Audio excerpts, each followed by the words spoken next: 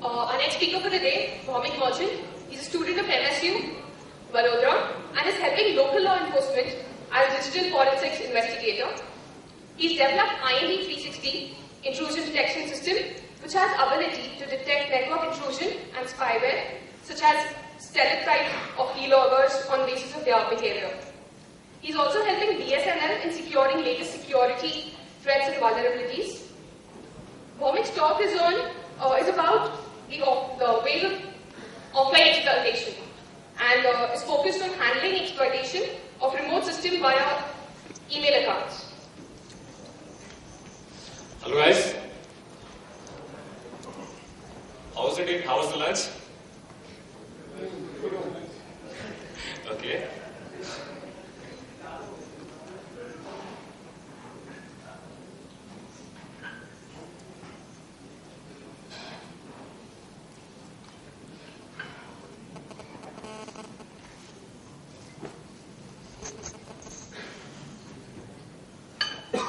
Okay, so welcome to all of the guys in our presentation, handle the explosion of remote system without being online.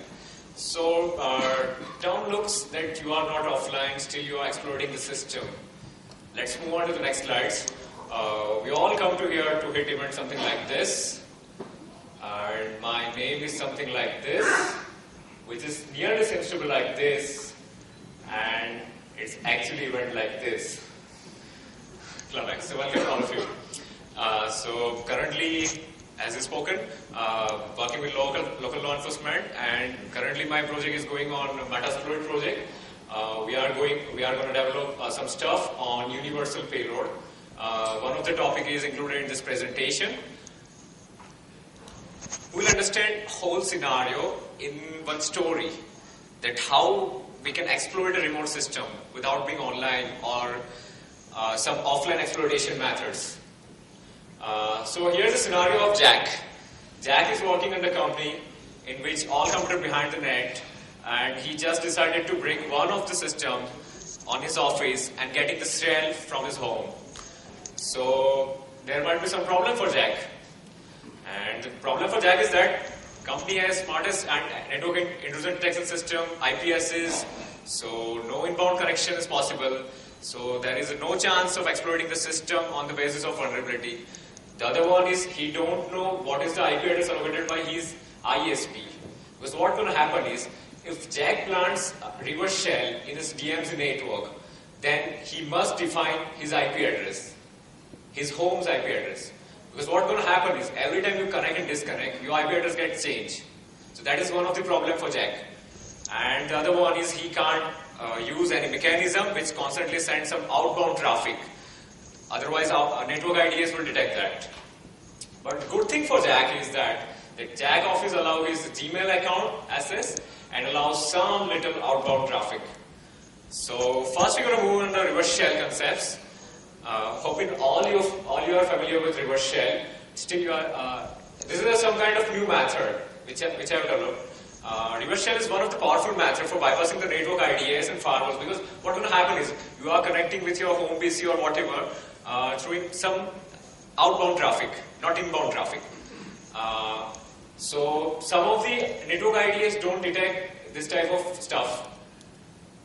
Here is a diagram of DMZ network. So Jack lives in this DMZ network. Now, if normal attack Jack want to do some normal attack, then he want to do this something like this, that he can use the netcat and do something like sets reverse shell, and shell gonna transfer to his attacker IP, which is sitting here. But this is not possible for Jack, because Jack don't know that what is the IP address when he moved to his house, which is allocated to him. This is a normal flow of getting the reverse shell. You exploit the system, attacker starts the handler, vulnerability injection, all that. Victim sends the reverse shell, and attacker wins. But still, solution is attacker is offline. That's my way of exploitation.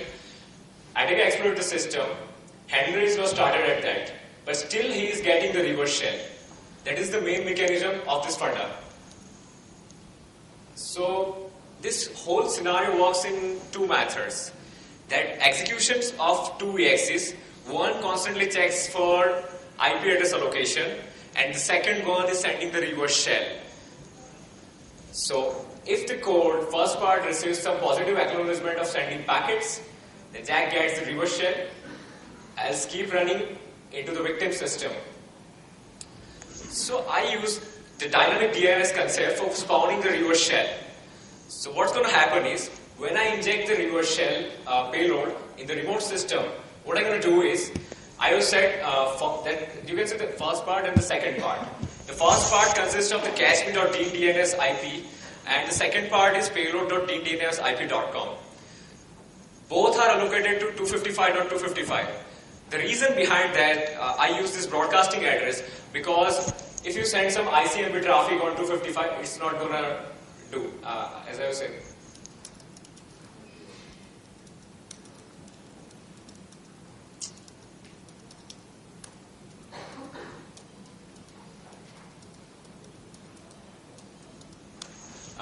It's not gonna ping.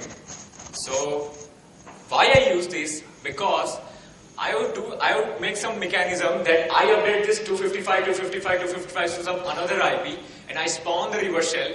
But while this is pinging to 255, the network IDS will not detect this because it is a broadcast address.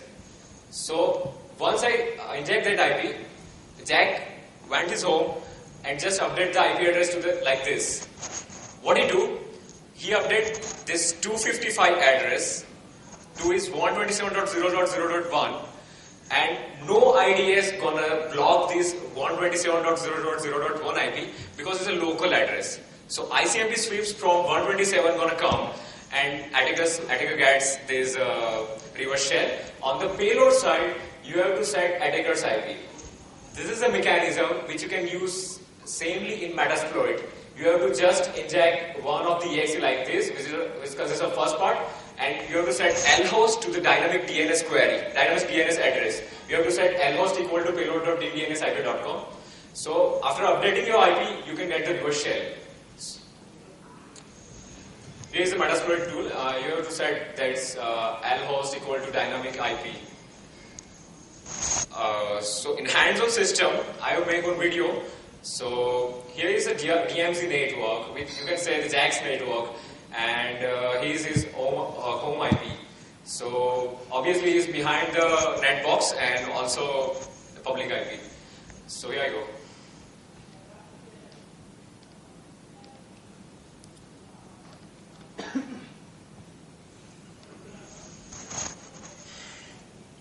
You can see that I am a victim, is a victim, and the other PC is I am an attacker.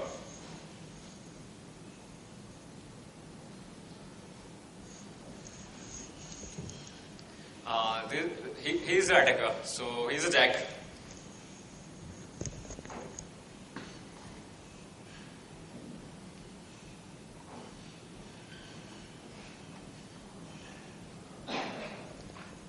So initially Jack's IP is something looks like victim's IP is something looks like this. This is 117.198.201.158.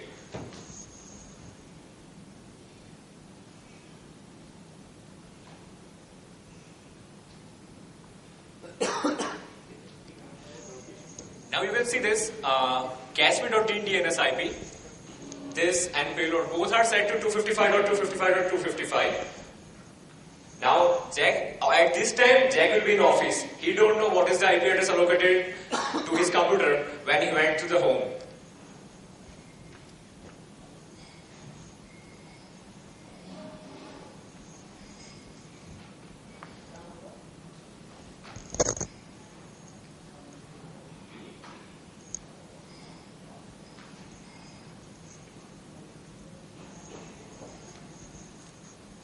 That's the Jack IP.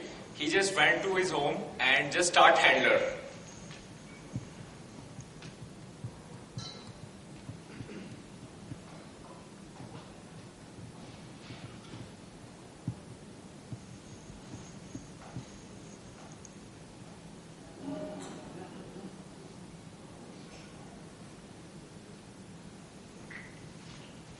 And now Jack gonna update the second IP, which is consist in the payload, to his IP address. This is 115.241.168. dot something dot dot.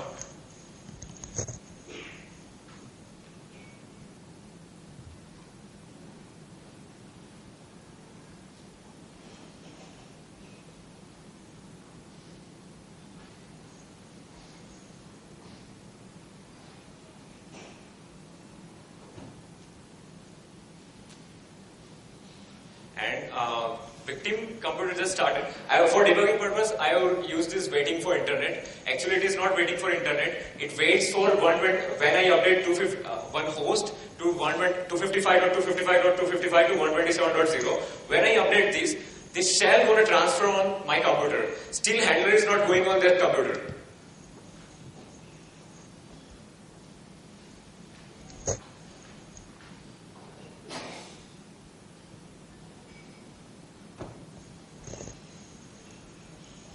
Now Jack going to open his handler and just listening on 8888.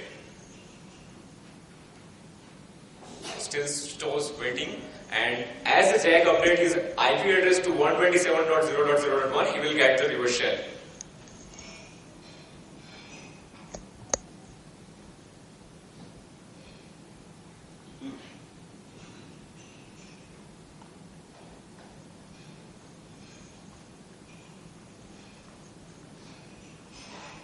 Still it shows waiting.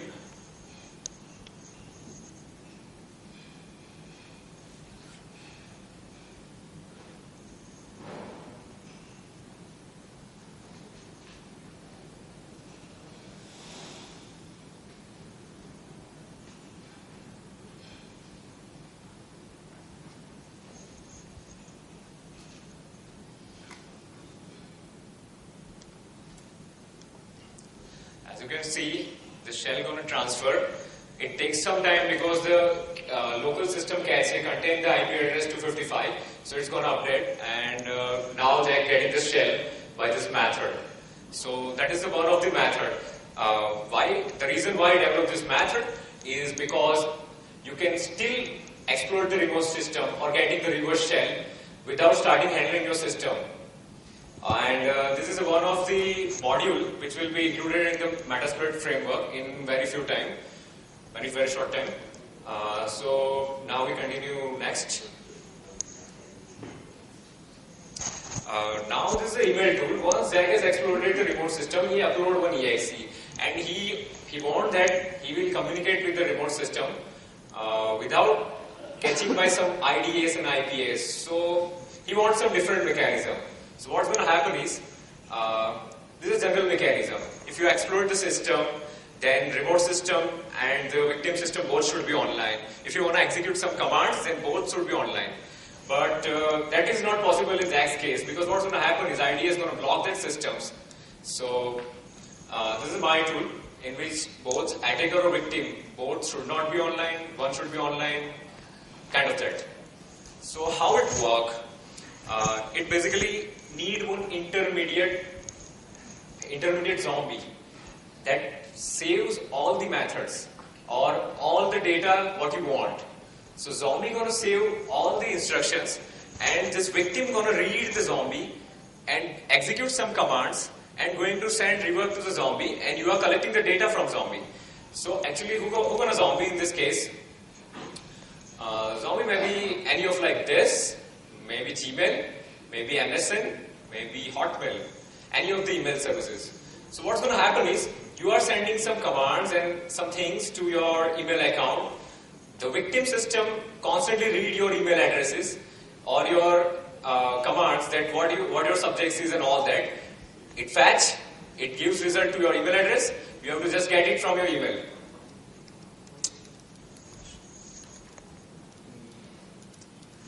Yeah. Some of the feature of this tool is you can execute operating system level commands by using email, get all network information with allocated IP address, live tracking of the system, get all account list, that what's going to stuff inside that system, and enable disable keylogger. This all stuff with Gmail, Yahoo, and Hotmail about it. It is a simple application which once up and running in victim system, then you have to wait for this internet connection. As victim connects, it connects to the Gmail. In Gmail, you have already set that all the subjects that I want I want to execute network info command, I want to send ipconfig command, then all the commands are stored in your Gmail account. What the victim system do is, it connects to your Gmail, reads all instructions, executes instruction in that system, and send reverse send reverse data to your account. So you have to just access from that email account. So there is no need to be online, attacker or victim. Attacker has to send instruction and all that.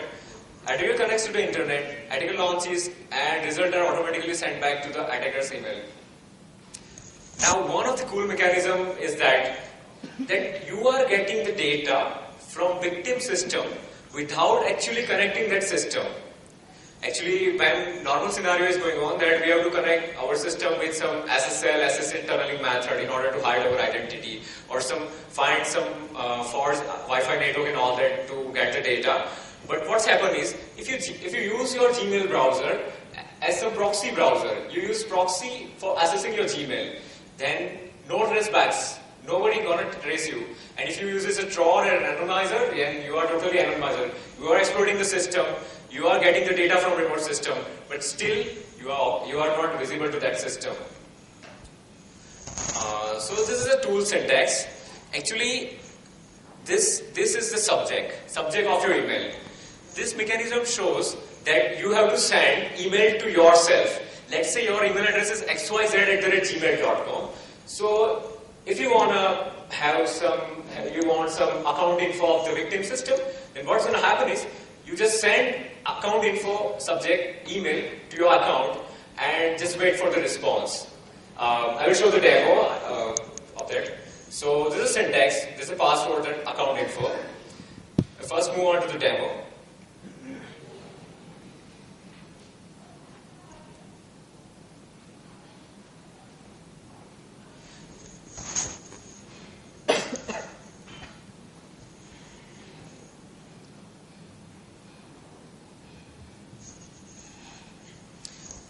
See, my email address is service.walking@gmail.com. So I send email to this, and I need account info.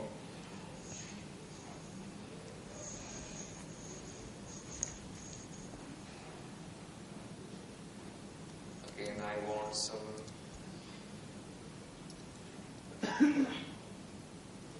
network info.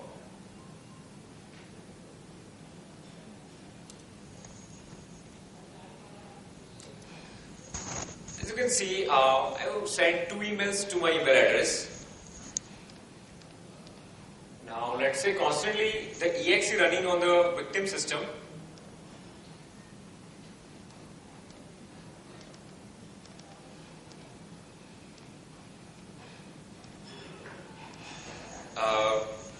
Now what's going to happen is, victim reads my instructions from my Gmail and send back the result to my Gmail account. Let's see what's going to happen. But if the victim is smarter enough, then he will find the Gmail connection.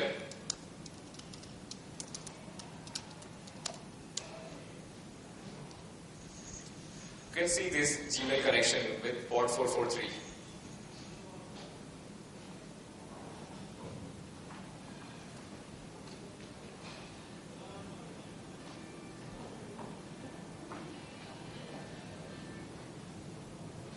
Okay, I think the data should be in.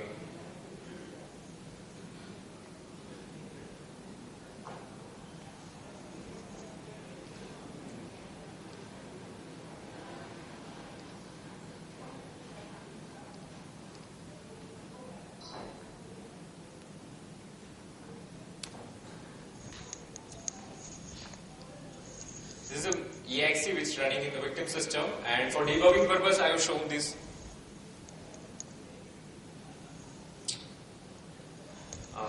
May I have any ClubHack volunteer?